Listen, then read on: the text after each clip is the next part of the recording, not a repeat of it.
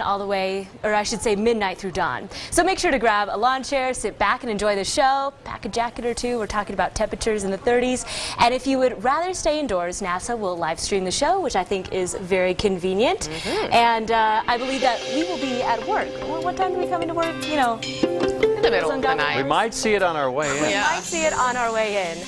Yeah, we'd love to see your photos as well. You can connect with us on Twitter as well as Facebook and via email. I was mentioning that it will be chilly overnight, and those lows are expected to drop to the 30s, so be prepared for that. We are also tracking partly cloudy skies, and those winds expected to range up to about 10 miles an hour. So dress accordingly and set your expectations. There might be a few clouds interfering with the view.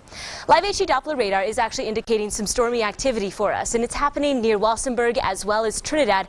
Elsewhere, for the most part, currently, we are staying pretty dry overall, and outdoors we're just dealing with a mixture of sun and clouds and some blustery winds depending on where you are. Throughout the afternoon, we'll continue to increase some of those showers in terms of its coverage, and that will start in the mountains and track off to the east. I want to talk to you about our severe weather threat, first of all. So we do have marginal severe weather threat for the areas shaded in green here. Some of the biggest threats will be some hail, and we can't also rule out some of those gusty winds too. So meteorologist Rachel Plath, she'll be in at 4, 5, and 6, so I'd make sure to tune in for the afternoon shows to see the latest on all those current conditions and also the projections throughout the rest of the afternoon.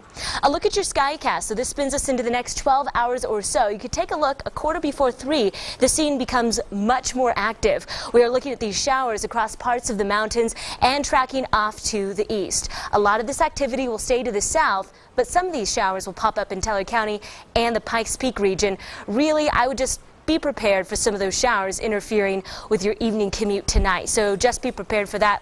In fact, it might even slow you down just a bit. So pack your patience ahead of time. Here's 5 p.m. You can see some of the yellow hues still around, and in the eastern plains too. Those darker hues of those yellows indicate some of the more concentrated pockets of moisture. It's for this reason we'll have to monitor the burn scars for any sort of flash flooding concerns throughout the day. And of course, just make sure you have your jacket and your umbrella with you in case you get caught underneath some of those showers. Right now, temperatures ranging in the 50s along the I-25 corridor, and we are tracking the 50s and the 60s for the eastern plains, the 40s through the 60s for the mountains and the mountain valleys. Those wind speeds actually, you know what, for the most part are behaving themselves. Walsenburg through Trinidad, but a bit blustery for Colorado Springs as well as Pueblo and for areas in the eastern plains.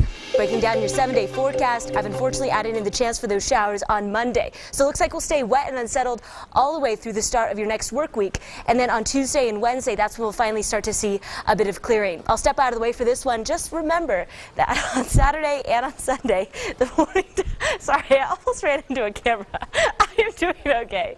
Saturday to Sunday, we are tracking some nice mornings for you, with mostly sunny skies, and then during the afternoon, some of those showers to go around. In Pueblo, 72 tomorrow. We're tracking only the upper 60s on Friday just because of the impacts of a cold front. And we've got a couple more of these to get through. Canyon City, 70 tomorrow, 62 on Friday, and tracking this wet and unsettled trend to last all the way through Monday. So just be prepared that these showers will be scattered in nature, and so it really depends on where you are as to whether or not you're going to see them. And make sure to stick with us as we continuously get new forecast information.